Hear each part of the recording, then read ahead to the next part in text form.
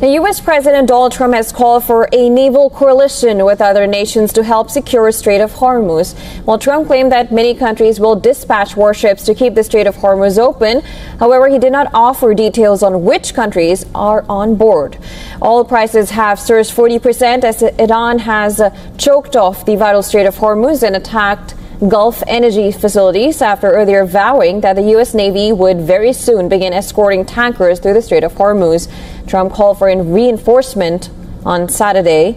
In a Truth Social post, Trump said nations, especially those affected by Iran's attempted closure of the strait, would be sending warships in conjunction with the U.S. to keep the strait open and safe. He named China, France, Japan, South Korea, and the United Kingdom among those he hoped would contribute.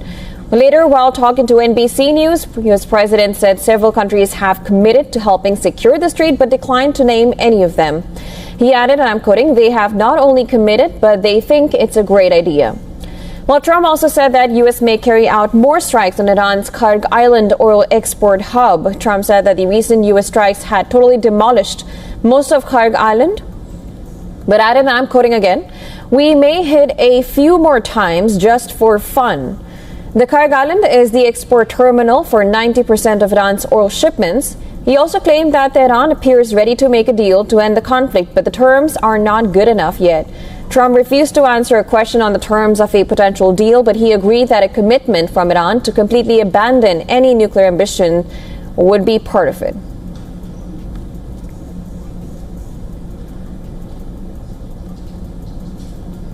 Well, to discuss more on this, we're now being joined by Captain Alok Bansal, Director of India Foundation and Executive Director of South Asian Institute for Strategic Affairs. He's joining us live from New Delhi. Thank you so much for joining us on the broadcast. Let's begin with the big question right now. U.S. President Donald Trump has called for a naval coalition that we just mentioned with other nations to help secure the Strait of Hormuz. How do you assess this strategy of Trump's while he also is willing to attack the Karg Island, as he calls it, just for fun? See, as of now, this naval coalition looks a pipe dream of Donald Trump. Which are the countries who are willing to contribute? Even U.S. Navy still not Strait of Hormuz, actually escorting the merchant ships. So if U.S. so I don't know other countries at this stage would be willing to go and.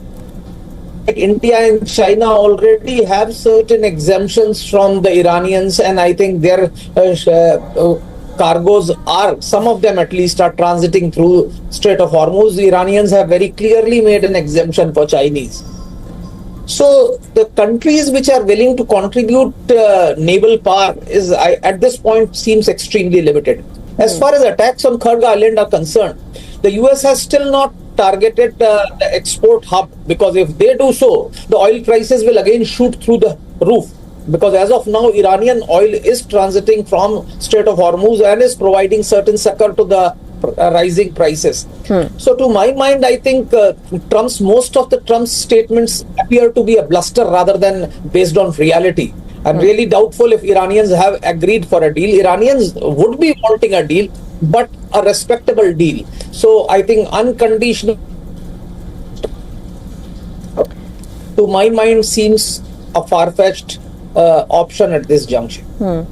We seem to have some little audio, but I do get the idea of, yes, you do say that Trump, it's an idea which, but then we have had Trump mentioning that he's going to attack, and he has so far. So if at all he does attack the Karg Island, and if the oil, those targets are related to Iran's oil infrastructure, would that lead to what kind of reaction do you think other countries will have? Will they back Trump on this attack, or would they also want to be reacting on looking at how much damage is being suffered by all these other countries, not just Iran there? See, as of now, the global population is fiercely against this attack. If you look at it, even support the ongoing operations. European countries, by and large, are against. Even the population in Gulf countries who are being targeted are not in favor of the US. But the regimes in Gulf are, of course, with the US, and they have till now not agreed to contribute troops or take the share of carrying out attacks on Iran. So that remains the situation. But if Kharg Island export terminal is actually destroyed, then even China may have to come out openly, because the country that will be affected the most will be China. We also need to understand that US has not been successful in even pushing the Kurds to go into Iran, because Kurds want certain guarantee which US is not being able to give. And US has proved to be a very unreliable ally as far as Kurds are concerned, because they have been ditched in Syria, they have been ditched in Iraq. So they obviously don't want to risk their necks at the behest of an ally who is going to turn its back on them once its objectives are achieved. So I think US needs to change its strategy as far as Israel is concerned. For them, it suits to have the war going on, because that would weaken the Iranian state considerably. And that, I think, I'm not sure whether for President Trump, that's a good strategy, because he'll have to sell this war to the domestic audience, which at the moment don't seem to be approving of his.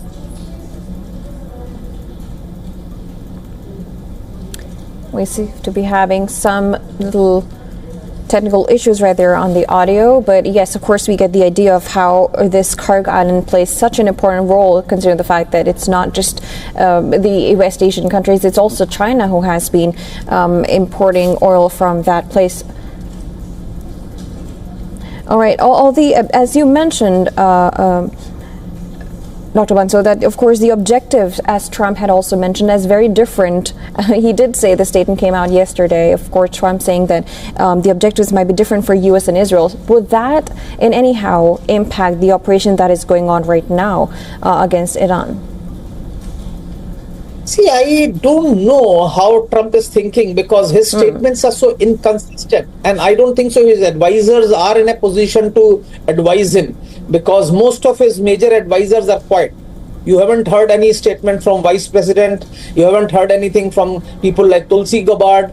Even Rubio has generally been doing the cleaning up job once his statements have been made. He tries to justify his statements in light of which to make it more palatable to the public at large. But apart from Energy Secretary and one or two people in the Pentagon, there is not very clear-cut support as far as Trump administration is concerned. So one really doesn't know how he's thinking or what he's thinking. But one thing is certain, that as days pass by and midterms start approaching, because the primaries will start, that will create a problem, and that will create some pressure on Trump to come to some sort of a negotiated settlement, because I'm sure American public would definitely not approve of a prolonged war.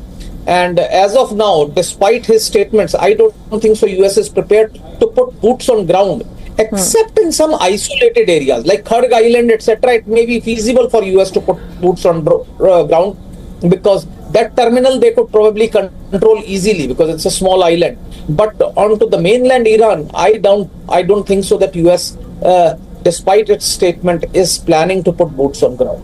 And also, let's come to India. How would you analyze India's move? Of course, we have got the permission to get our vessels back from the strait, and we also have deployed warships in that area just to help out with this, escorting the ships if needed. When we look at the situation back home due to the oil and LPG moderation that's going on, how would you assess India taking or playing a part in this whole West Asia conflict diplomatically?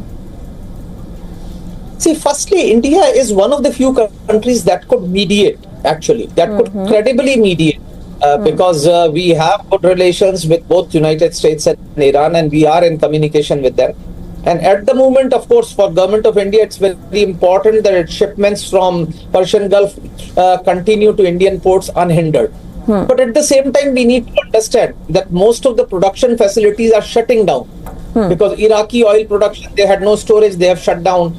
More importantly, Qatari gas production, the LNG liquefaction plants, etc., have actually shut down, and it will take considerable time to revive them. So, this being the case, we may start facing problem. But Indian Navy is one of the few navies that has today the capability to escort its ships. Of course, we are in touch with Iranians and keeping them informed that Indian ships are going out. So that will be a better option, so that there are no conflict or there is no confusion. Because as it appears that in Iran, the command and control has got so decentralized that a central authority is not able to control it completely. And that's probably the reason why you are seeing attacks on friendly countries from Iran's perspective, like Oman and Turkey, which have not really come out openly against Iran, but you are seeing attacks against them. This probably, to my mind, is a factor of decentralization that has taken place, where individual commanders are autonomously taking decisions. So in that sort of a scenario, even if the central authority says, yes, we will allow so-and-so ships to pass by, you need to be a little careful. And I think to that effect, Indian naval ships escorting the tankers would be a good proposition. All right, of course, we'll be looking forward to any update that we go forward after this whole development. Thank you so much for joining on the broadcast. And